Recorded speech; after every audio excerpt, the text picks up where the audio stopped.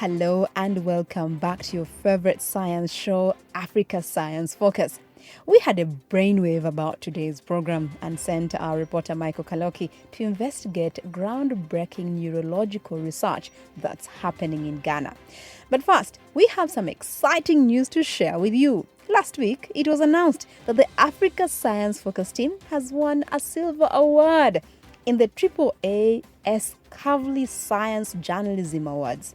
The awards were created in 1945 by the American Association for the Advancement of Science, and they honor distinguished reporting on sciences, engineering, and mathematics.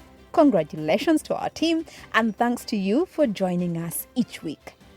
Now, back to the study of our brains. Ghana's Priscilla Kolibea Mante is a neuropharmacologist who researches alternative plant-based treatments for the disorder epilepsy. She's also discovering and developing therapies for anxiety, depression, and pain. Dr. Mante is a founding member of the Ghana Neuroscience Society and a senior lecturer in the pharmacology department at Kwame Nkrumah University of Science and Technology. But what is a neuropharmacologist, you ask? Dr. Mante explains. Okay, so every time I say neuropharmacology, people look at me strangely. But to understand who a neuropharmacologist is, you can break the word into two. So pharmacology is just the science that studies how drugs work when they get into your body.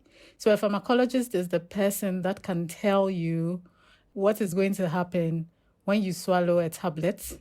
And then in science, neuro has to do with anything about the brain and the spinal cord. So a neuropharmacologist is someone who is interested in drugs that work on the brain or the spinal cord. Could you describe the research that you're working on regarding neurocysticercosis? Perhaps begin by describing what neurocysticercosis is. Okay, so neurocysticercosis is just a big word that is used to describe the situation where you have baby worms being lodged inside your brain. We have heard about tapeworms. Those are worms that can find themselves into your body, but then very commonly they are also found inside animals. And in this situation, the animal we are most concerned about is the pig. So if you have a pig that has an infestation with a tapeworm, there's a possibility that when that pig is killed, the pork can be infested with a tapeworm. And once that infested pork is ingested by humans, the worms can travel from the pork and then end up inside the brain of the human. How significant a problem is neurocysticercosis in Sub-Saharan Africa? Neurocysticercosis happens to be probably the major cause of infectious epilepsy or infectious seizures in people who live in developing countries like Ghana. People can pick up tapeworm eggs by drinking water contaminated with pig poo or by eating undercooked or infected pork. And this tapeworm can lead to epilepsy, a disorder that causes seizures. The World Health Organization says 30% of epilepsy cases are caused by this tapeworm. And in high-risk communities who live closely with pigs, it may cause up to 70% of epilepsy cases. Neurocysticercosis is described as being a neglected tropical disease because it happens to be one of those very, very common conditions that occur on the continent, but have very little attention from the health sector, from research. Nobody really thinks it's as big a deal as, let's say, malaria. Over 80% of the world's 50 million people who are living with epilepsy can be found in low-income countries. What steps do you think should be taken to manage neurocysticercosis in Sub-Saharan Africa? since treatment options are not as available as for other conditions, the easiest way will be to prevent the condition from occurring in the first place.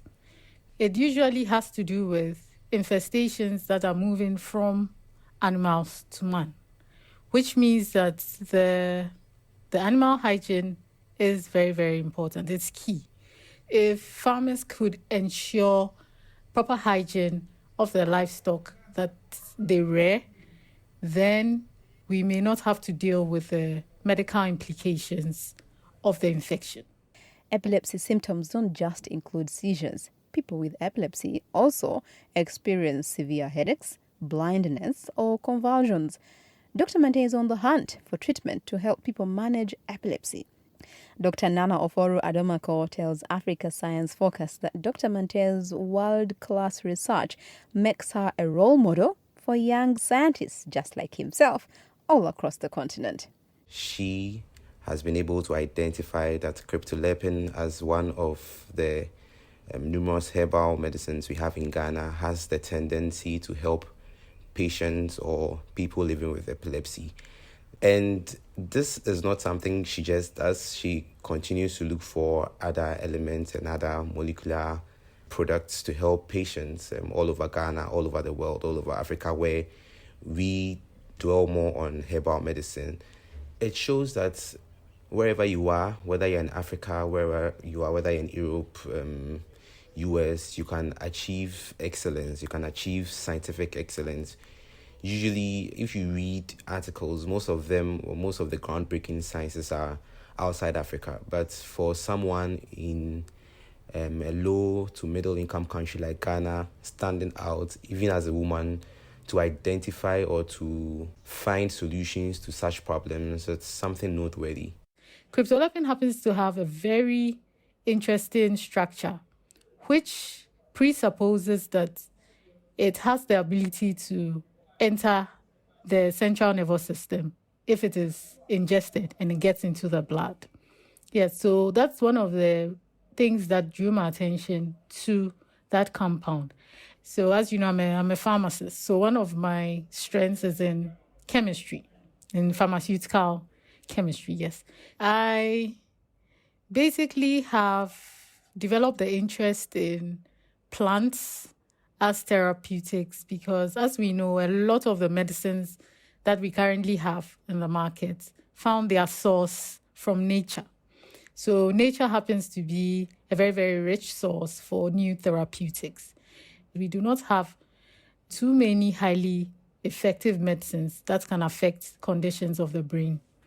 So that's the reason why I'm very interested in developing new therapeutics. But research isn't all that Dr. Mante does. In her free time, she also helps the next generation of scientists. You're the current chairperson of the Ghana Young Academy, which aims to nurture young scientists around Ghana. Could you tell me a bit about the academy and whether you feel young people in Ghana are embracing science? We aim to be the voice of young scientists in the country, providing professional development opportunities for scientists. And yes, I feel young people are embracing science. At this point, I have more students than ever applying to go to graduate school. Like currently is application season, so I have a lot of reference letters on my table, which I have to finish, yes. Like for instance, lately I find myself writing reference letters for a lot of people who want to try to get into, say, University of Oxford, Cambridge, Harvard.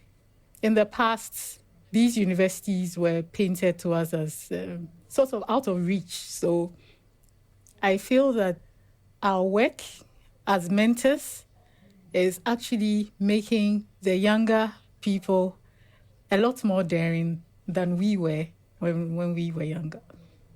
Priscilla, you consider yourself a champion of mentorship. Why do you feel mentorship is very important among scientists? When I started my career, I started to realize that there were a lot of things that I possibly could have done if I had received the right guidance earlier. So because of that, I see myself as the person whose job is to give younger people that proper guidance. I like to open up people's worlds so that they can see firsthand what their real options in this life are. Here's Michael and Dr. Adomako again.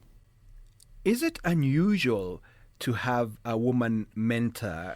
So I'm extremely proud that my mentor is a woman, and I don't think it's unusual. Women have a lot of things to offer. Dr. Mante, outside her research work, has a vast experience in other life matters. She's turned out to be my friend. She's turned out to be my elder sister. Your life is not only going to be centered around research. You'll also have a social aspect of your life, which is very, very important in this age of emerging mental health disorders, be it depression, anxiety from the stress of life. So having a woman mentor is extremely amazing. I think people should rather look at whether male or female and go in to choose their mentor, not just based on gender, but based on what the person can offer you. Back to Dr. Mante. What do you think can be done to improve the study and work environments for women in science in Ghana and across the continent? We say this a lot, so much that it's even starting to sound like a cliche. But it's never easy for us women. And especially when we grow up in very traditional societies, a woman's role in the society is defined at birth. Right now, we are at the point where, of course, women are given opportunities. We can do almost anything that the man is allowed to do. But that still does not absolve us of what is considered our traditional roles. So if you choose a career, you are still expected to play your traditional role as a woman. Leaving the office at 8 p.m., I get home and I still have to cook a meal from scratch at 8 p.m. Of course, I have suffered from the same stereotypes from society. For instance, I had to constantly explain why getting married first was not my plan, and that getting my PhD first was actually the plan, yes. And then there's even when you finally are given the chance and you come into academia, still suffer a lot of, should I put it, discrimination? So most people don't even realize that they are discriminating against us. You go up for a position at work, you are most likely to receive less support than your male counterpart. The careers of women could be made easier in academia. For instance, women have children. Women have to take time off to care for their children. Yes, even though we are given a maternity leave, 3 months is not enough to bring up a child. She essentially loses 2 years of her life. That is the truth. And imagine competing with males who don't have to take off 2 years of their life. So very basic things like caring services. For instance, if I'm able to walk into work and know that I have a nursery downstairs where I can leave my child, come up to the office and get work done. And if, let's say, I need to feed a child, I can just go downstairs, feed a child, come back to the office. I think that would help reduce that 2-year gap to, say, 6 months. Yes. Yeah. To find out more about Dr. Priscilla Kolibea Mante's achievements, head to our website, www.scidev.net. That's www.scidev.net. And you can catch up on all Africa Science Focus episodes on your favorite podcast app. Today's program was produced by Harrison Lewis and edited by Fiona Broom with reporting from Michael Kaloki. Africa Science Focus is produced by SciDevNet and distributed in association with your local radio station. I'm Halima Athumani. See you again next week. This program was funded by the Carnegie Corporation of New York.